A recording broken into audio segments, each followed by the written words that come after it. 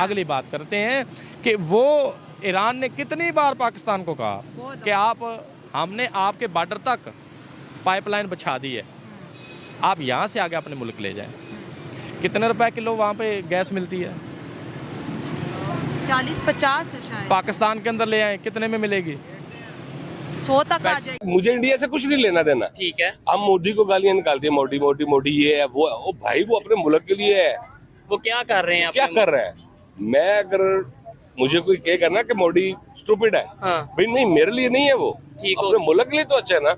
हम कहते हैं जी नवाज शरीफ गलत है, जरदारी गलत है, फला। भाई मुझे अगर जरदारी अच्छा देकर जाएगा ना, डिलीवर कर तो जाएगा, हम उसे, आपको भी पता है, हम सबको पता है कि पूरी दुनिया की इकोनॉमी किनके पास है? छोटी टोपी वाले ज्यूश के पास है। ठीक है, मैं फ्रांस में होता हूँ, मुझे वहां पर मैं चैलेंज करता हूँ, फ्रांस का कोई मोस्ट एक्सपेंसिव और पॉश एरिया, भारत का 2024 का, जिसके तकरीबन 5 राउंड जो हैं वो हो चुके हुए हैं। कल जो 20 मई को आखिरी 5वां राउंड हुआ है और उसके बाद 25 मई और 1 जून को और 4 जून को रिजल्ट आ जाना है।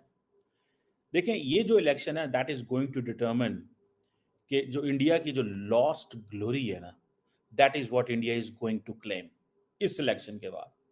और सारी की सारी जो बीजेपी है और उसकी जो बीजेपी भी फिर आगे से एक आइडियोलॉजिकल पेरेंट ऑर्गेनाइजेशन है RSS, that is their dream moment. उनका ये एक ड्रीम मोमेंट है और वो समझते हैं कि हमारा जो कौम है, यानी कि भारत जो है, historically, knowledge wise, prosperity wise एक वेल्दी जो है वो नेशन है। बोलता वो है जिसके पास अवामी मैंडेट होता है, बोलता वो है जिसके पास इखलाकी जुर्रत होती है, बोलता वो है जिसके अंदर अपना विजन होता है। ये जो पपट होते हैं, ये जो चाबी वाले खिलौने होते हैं, ये जो डाका मार के आए होते हैं, इनके अंदर इखलाकी जुर्रत नहीं होती, ये अपना माफी ज़मीर बयान नहीं कर सकते। तेरी वीगो के सदके हम सफ़े बुज़दिल में बैठे हैं, तेरी वीगो के सदके हम सफ़े बुज़दिल में बैठे हैं, तुम्हारा खौफ उड़ने में 76 साल लगते हैं। इम्पोर्टेंट ये है कि ईरान ने अभी तक इस तरह की कोई भी बात जो है वो वाजिया नहीं की और ना ही सामने निकाली है कि हमारे प्रेसिडेंट को जो है वो किसी साजिश के तहत मारा गया। तो जब ईरान ने इस तरह की कोई बात नहीं की तो मेरा ख्याल है कि हमें उसकी तरफ नहीं जाना चाहिए। इजराइल भी वो एक स्टेट, या आप उसको, हमारे यहाँ प्रॉब्लम ये है कि उसको स्टेट नहीं मानते, बट आप कह लें कि इजराइल भी एक वो मुल्क है जो कभी भी छुप के वार नहीं करता है, मैं ये समझता हूँ। हम कभी मंदिरों को अटैक करते हैं, हम कभी चर्चों को अटैक करते हैं, क्या हम वाकई मुसलमान हैं? सीरियस लेने वाली चीज नहीं। लाइक आप बोल रहे हो ना कि हमारे लोग, आप बोल रहे हो ना कि हमारे लोग जो है वो भारत को तंग कर रहे हैं, तो नहीं, हमें फर्क नहीं पड़ता। हम बस हंसने के लिए, एंटरटेनमेंट के लिए उन चीजों को इस्तेमाल करते हैं। बिकॉज़ पाकिस्तान भारत को तंग करे, नहीं फायदा, आप गलत समझे हैं। मैंने ये नहीं बोला भारत को तंग करे, मैं कह रही हूँ अपने लोगों को तंग कर रहे हैं। पाकिस्तान का संतान ही बना था लोगों को परेशान करने के लिए, ह्यूमैनिटी के खिलाफ। इवन कि आप भी जानते हैं प्रधानमंत्री श्री नरेंद्र मोदी जी फ्रॉम सनातन धर्म फिर सऊदी अरब से भी उनकी हो गई थी, पाकिस्तान की सुलह हो गई थी, फिर पाकिस्तान के साथ भी उन्होंने अपने ताल्लुकात को रिवाइव किया, जो ये बीच में गलतफहमी हो गई थी, लड़ाई हो गई थी। 50 इयर्स का हो गया हूँ। मैंने जब टीवी लगाया, जब प्रिंट मीडिया देखा, जब सोशल मीडिया देखा, कोई भी देखा, मुल्क नाजुक दौर से गुजर रहा है। हम इस वाक़े की मजम्मत करते हैं, इससे आगे नहीं हम बढ़ पाए। और दोस्तों, ईरान के राष्ट्रपति की मौत के बाद मिडिल ईस्ट में माहौल तनाव वाला पैदा हो गया है। मिडिल ईस्ट के कई देशों में इब्राहिम रईसी की मौत के बाद अलर्ट जारी किया गया।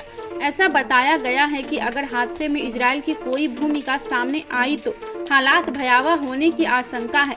इब्राहिम रईसी पहले ईरानी राष्ट्रपति थे, जिन पर पदभार संभालने के पहले ही अमेरिका ने प्रतिबंध लगा दिया था। ईरान के राष्ट्रपति इब्राहिम रईसी की मौत के बाद ईरान फिलहाल सदमे में है।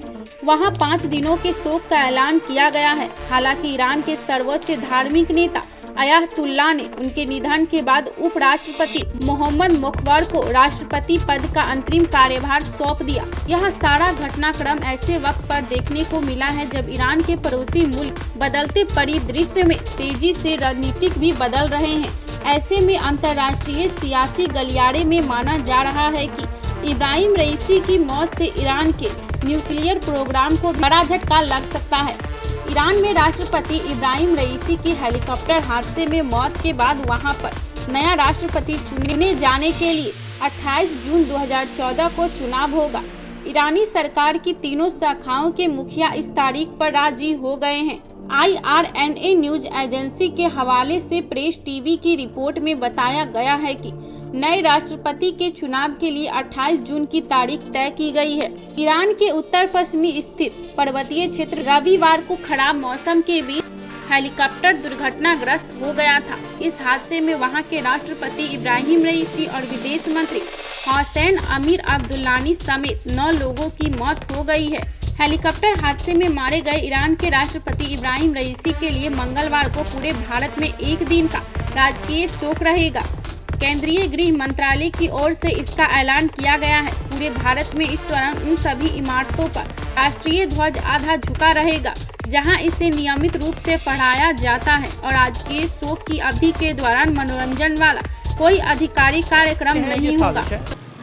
कुछ लोग कहते हैं नहीं ये तबई मौत है, कुछ कहते हैं नहीं ये नेचुरल हादसा है। अब 1 बाय 1 इसके ऊपर बात करते हैं। ठीक हो गया। सबसे पहले ये देखते हैं कि जब ये वाकया रूनमा पेश हुआ तो इनके साथ मजीद हेलीकॉप्टर कितने थे? मजीद 2 और थे। ठीक है। जब ये निकले हैं, सरकारी प्रोटोकॉल होता है, इन्होंने इफ्तिताह किया, इफ्तिताह ख़त्म हुआ, ये वापसी की इन्होंने। जी बिल्कुल। थोड़ा सा ये ऊपर की तरफ गए हैं तो इनका थोड़ा सा फासला तय किया होगा कि 2 हेलीकॉप्टर्स का जो राब्ता था इनके साथ वो मनक़ता हो गया। वो हेलीकॉप्टर बखैर खूबी ईरान में पहुंच गए, लेकिन ये वहाँ पे फंसा रहा। अब सवाल पैदा ये होता है, जब हम अपने नाकस फहम की रोशनी में, शऊर की रोशनी में इस पे तबसरा करते हैं तो हम सोचते हैं कि इस तरक्की याफ्ता दौर के अंदर ये कितना पुराना हेलीकॉप्टर था जो वो इस्तेमाल कर रहे थे। वियतनाम के ज़माने कोई 50 साल पुराना था तकरीबन। ये 1970 की दहाई में अपडेटेड किया गया था। अमेरिका और एक इसके साथ मुल्क था वियतनाम, तो वो इस्तेमाल कर रहे थे।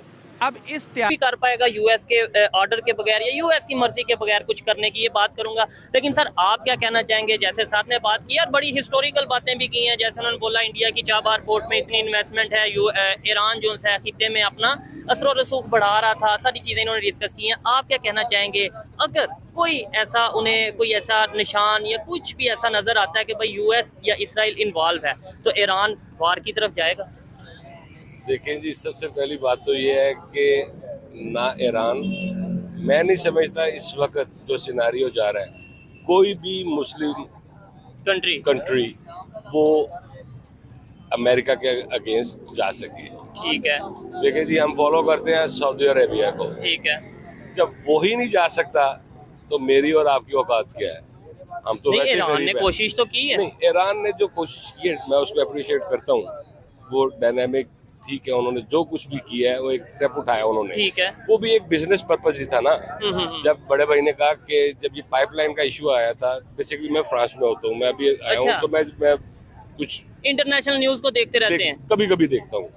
तो जब ये बातचीत शुरू हुई थी ना कि जी पाकिस्तान का ये पाइपलाइन वाला जो सिस्टम है ना ये शुरू होने लगा है और ये नजदीक आ गया, आई थिंक 300 किलोमीटर या 400 kilometre for away from that point. Iran ने अपना काम पूरा कर दिया था, पाकिस्तान की तरफ से रहता था। जैसे बड़े भाई ने कहा कि जैसे ही ये बात हुई है, वो पटेल जो उनका स्पोक्समैन है व्हाइट हाउस से, जो भी उसका सेक्रेटरी है,